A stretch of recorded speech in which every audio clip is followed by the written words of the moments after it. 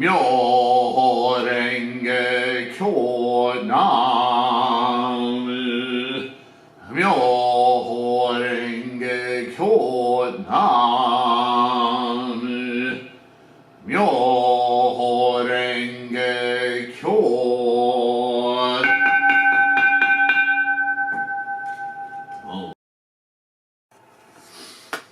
Hello everyone. Today we start a new Go show. The opening of the eyes of wooden and painted images. Now this one, like they all are, they're all interesting and have their points to make. This points to an older practice of Buddhism.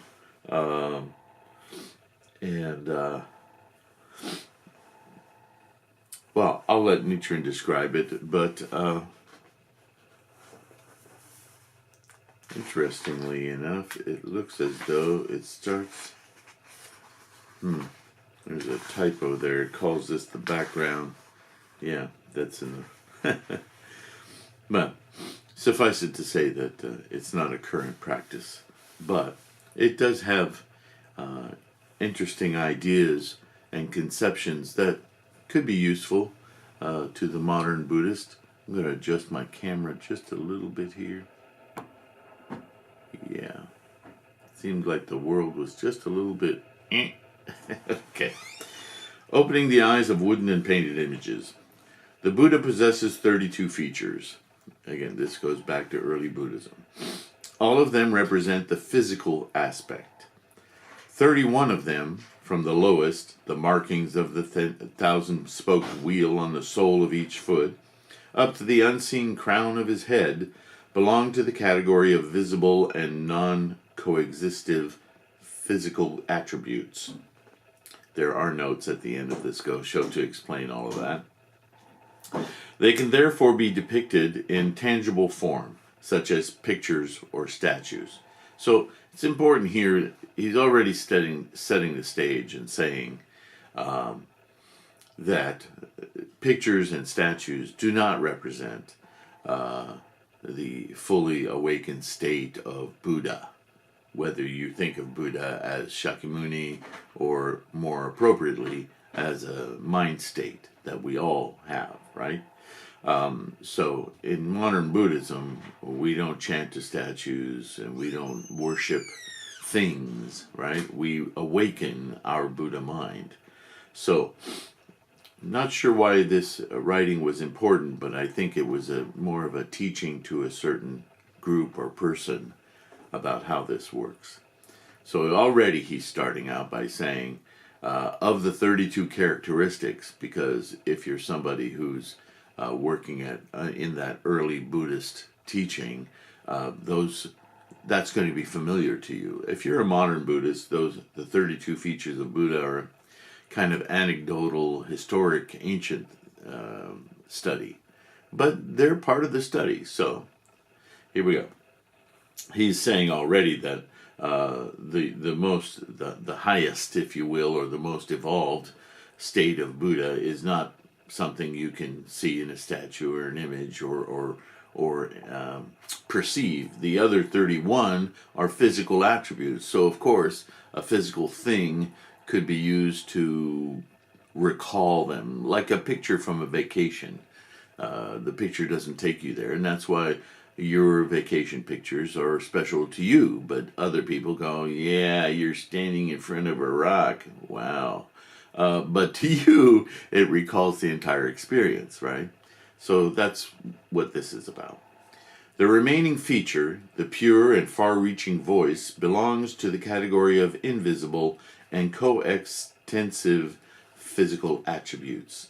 It therefore cannot be captured either in a painting or in a wooden image. So very specifically saying what I was just describing. Since the Buddha's passing, two kinds of images, wooden and painted, have been made of him. They possess 31 features, but lack the pure and far-reaching voice. Therefore, they are not equal to the Buddha. They are also devoid of the spiritual aspect. The Buddha, in the flesh, is as different from a wooden or painted image as the heavens are from the earth, or clouds from mud. Why, then, does the epilogue to the Mahaparinirvana Sutra state that both the living Buddha and a wooden or painted image made of him after his passing bestow equal benefit? Indeed, the Jeweled Necklace Sutra absolutely declares that a wooden or painted image is inferior to the living Buddha. When one places a sutra in front of a wooden or painted image of the Buddha, the image becomes endowed with all 32 features. Yet, even though it has the 32 features, without the spiritual aspect, it is in no way equal to a Buddha. For even some human and heavenly beings possess the 32 features. When the 5 Precepts Sutra is placed before a wooden or painted image having 31 features, the image becomes equal to a wheel-turning king. When the discourse of the 10 good precepts is placed before it, the image becomes equal to the Lord Chakra. When the discourse on emancipation from the world of desires is placed before it, the image becomes equal to the King Brahma. But in none of these cases does it in any way become equal to a Buddha. Now, I want you to notice also that it's not the image or the statue that contains anything. What he's careful to say here is that when these certain sutras are placed in front of it, in other words, if the image or statue is what brings you to study, then it has some value, but the value isn't in the image or statue, it's in the study. See, it's this whole thing that we constantly have to be aware of as we study Buddhism, is that it's all expedient means. They're all expedient devices to get us to awaken our Buddha nature. That's the whole thing, is right there. It's not in the thingness. Okay? When an Agama Sutra is placed in front of a wooden or painted image, it's the Agama that you're studying, not the wooden or painted image, right? The image becomes equal to a voice hearer, because it's what inspires you to study the Agama Sutra. When one of the common teachings of wisdom, the perfection of wisdom teachings, which were preached at the various assemblies held during the correct and equal and the wisdom periods, is placed before it, the image becomes equal to a cause awakened one, right? World of realization, or arhat. When one of the specific or perfect teachings preached during the flower garland, correct and equal, or wisdom period is placed before it, the image becomes equal to a bodhisattva. Yet in none of these cases either does it in any way become equal to a Buddha. Buddha's eyes, mudra, and Vajrayana mantra described in the Vajrayana, diamond crown, and Susiddhikara sutras are useless, for although their names represent the Buddha eye and the great sun, in reality they do not possess these qualities. Similarly, even the Buddha who appears in the Flower Garland Sutra is not the Buddha of the perfect teaching, though his name, Vajrayana, suggests that he is. When the Lotus Sutra is placed before an image possessing 31 features, the image never fails to become the Buddha of the pure and perfect teaching. I question the translation here only because it can mislead you to think that because the Lotus Sutra is placed before it, the image is somehow imbued with Buddha. But understand, he's already set up in his rhetoric that it's the study of the teaching that's performing this, not the statue or image. In fact, the Gohonzon, the image, if you will, that Nichiren himself created, which is all characters, not a picture in the sense that we think of an image, and certainly in the sense that he's talking about in this Gosho, of a representation of what Shakyamuni Buddha or Siddhartha looked like. What the Gohonzon is an image of characters that represent concepts that are explicated in all of Buddhist scholarship, and certainly, as we know, the Gohonzon a pictorial representation of the ceremony in the sky or the sermon of the Lotus Sutra. It actually goes somewhat beyond that, but it is a representation of the ultimate teaching, which is what? That Buddha is inherent in all of us. From the start, the Lotus Sutra gives us an efficacious and quick means of awakening that inherent nature. It's not anywhere outside of us. And actually, Nichiren wrote several times in different ways, and there's a famous Gosho, which I can't remember the name of right now, where you'll remember the quote that you never seek this Gohonzon outside yourself. Well, there it is, outside of me physically. But the Gohonzon, the meaning of the Gohonzon, the significance of the Gohonzon, the concepts represented pictorially in the Gohonzon are inherent in us. It is our Buddha nature. So this is what he's saying here, is when you set the Lotus Sutra in front of an image, then it becomes Buddha. Well, this is in essence what a Gohonzon is, right? Except that it's not a pictorial definition of a physical property. It's a pictorial definition of the Buddha nature itself. This is why it's the highest object of contemplation. So do you understand that we deal in dualities because we're human beings? The human samsaric state is duality. But what Nichiren is showing is the same thing that Shakyamuni was teaching, and all his scholarship is teaching, is that although we are in this human conditioned state, we maintain and retain and can perceive, which is the great opportunity of human life, our Buddha nature, the Buddha nature of all phenomena, the universe and beyond, not just ourselves, right? We're just a manifestation of potential, and understanding and seeing that is it's an an out of body experience, right? Because we leave the confinement of our perception of ourselves as this being, and understand ourselves as an immense, unfathomable suchness, thingness, if you will,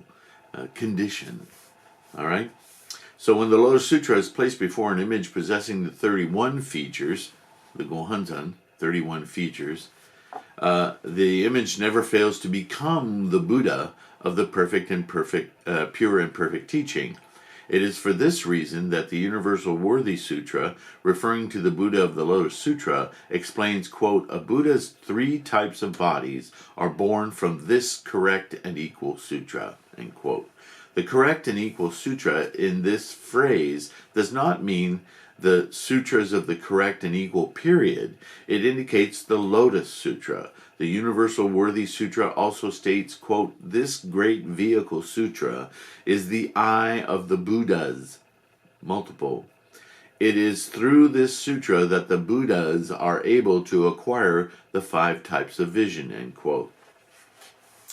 The written words of the Lotus Sutra express in visible and non-coextensive form the Buddha's pure and far-reaching voice, which is itself invisible and coextensive, and so possess the 2 physical aspects of color and form. The Buddha's pure and far-reaching voice, which once vanished, has reappeared in the visible form of written words to benefit people. But again, a reminder, it's not the words.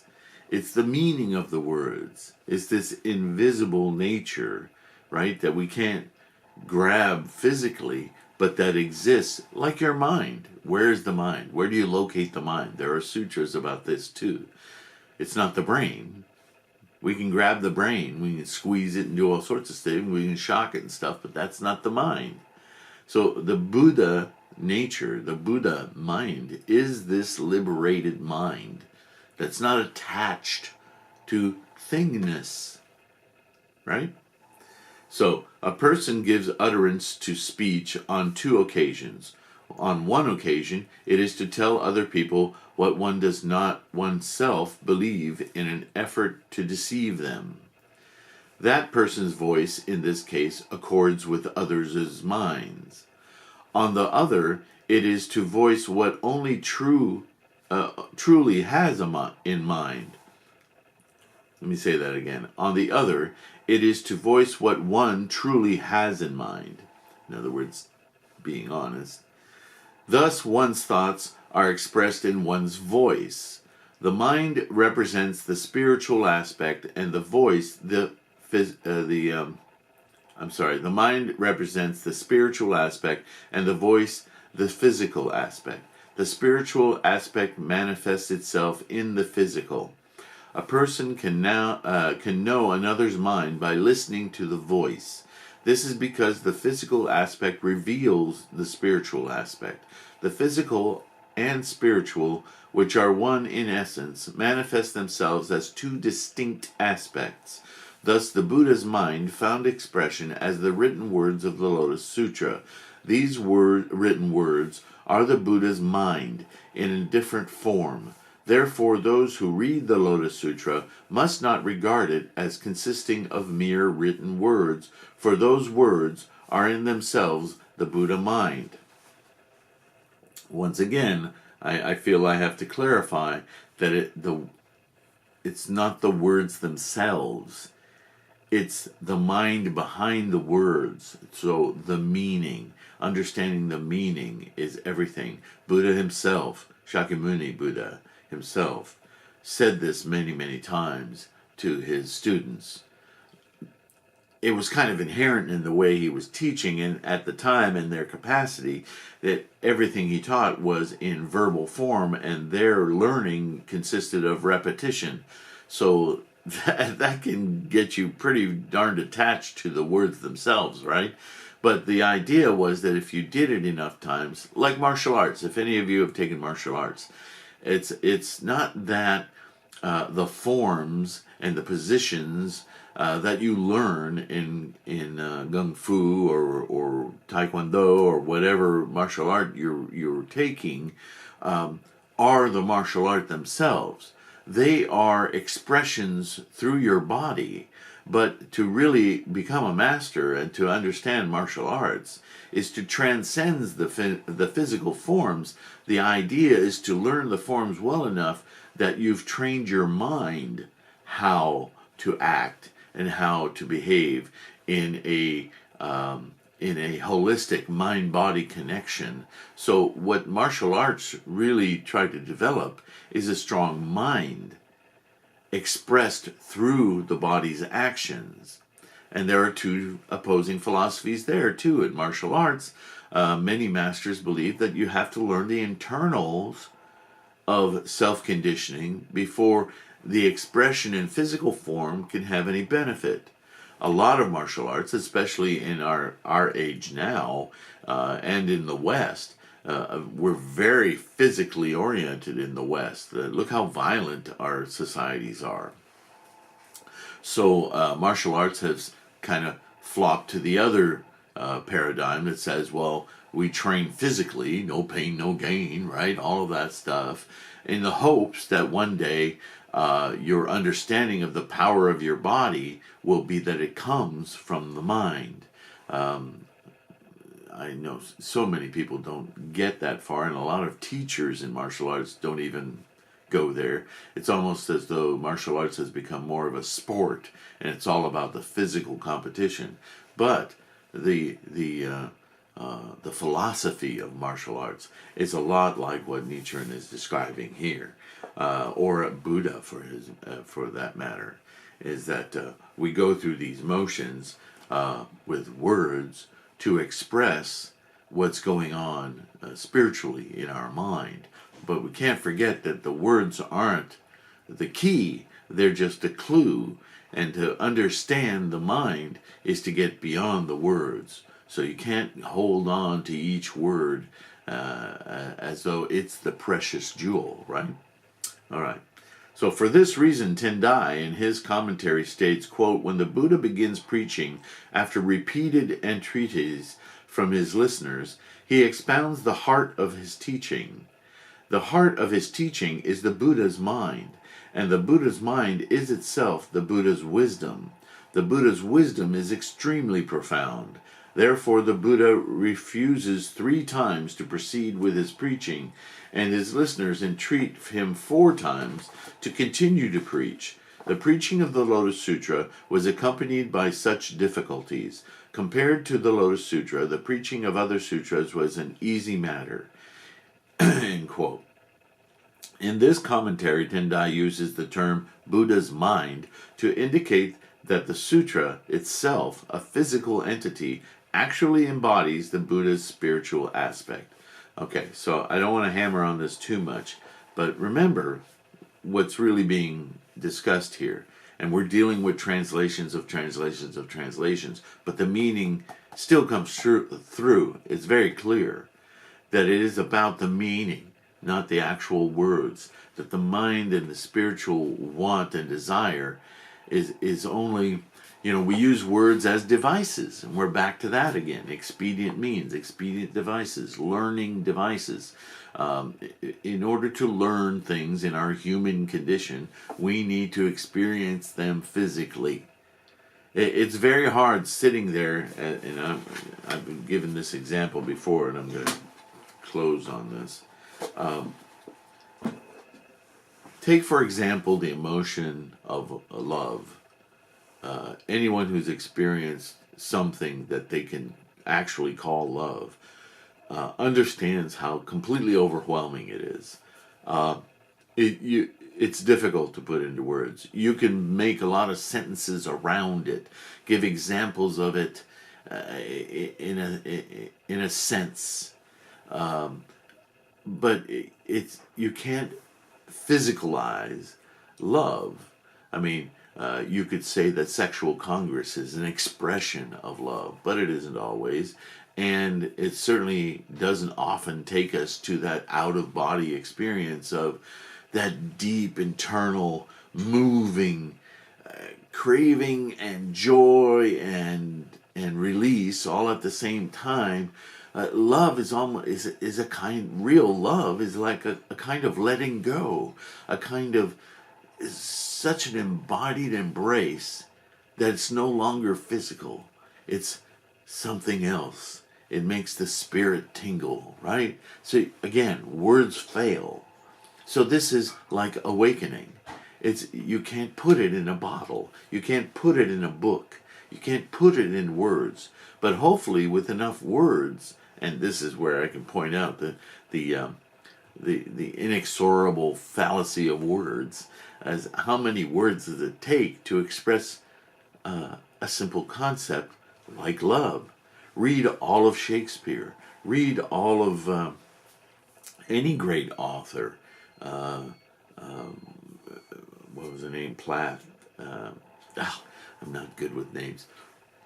At any rate, hopefully you understand what I'm pointing to here. This is why there's 80 or 84,000 commentaries on Buddhism. They're not an actual number. It's just it's a ridiculous amount of volumes of writings to conceive of in order to get what? The words? There's only, 25,000 or so words in the entire English language, many more in Asian languages, all constructed of pieces and chunks, and all are attempts to convey a meaning. As an artist, this is something I've talked about many times in the past, is that we all have language is an effort to convey, but to convey is the stumbling block, because there is no language that can completely convey what is in our mind. Painting is another language, a visual language of marks and shapes and colors and so on, textures, trying again in a different way to convey. But ultimately the conveyance comes from the reader, comes from the viewer. How do you read a painting? With your own experience. So, and I have no control over that. All I can do is throw out enough clues that you get a sense of what I'm trying to convey. And so the conveyance becomes yours. And this is the study of Buddhism. We read as much as we can, as much as possible, as much as we can get our hands on, so that ultimately, through this barrage of signs and symbols of somebody's mind, we can understand the conveyance of its meaning, which comes ultimately from our own experience. This is the design of Gohonzon. This is why we chant to Gohonzon. Not because the Gohonzon is imbued with anything. If anything, it's imbued by our focus and attention and determined mind. Because what we're doing is awakening within our own mind that awakened state. We use the Gohonzon as an undefiled distraction for our human mind in order to awaken this transcendent Buddha mind. This is the great tool of the Gohonzon. This is why, and this is also why we use the title, Myoho Renge Kyo, of this ultimate teachings, which is down the center of the Gohonzon, to invoke that Buddha mind. This is why it's so efficacious and doesn't allow us, and enables us to reveal our true Buddha nature and mind. All right. We'll continue in part 2. Thank you for listening today. Thank you for being here. I really appreciate you guys. Have a great day. See you next time.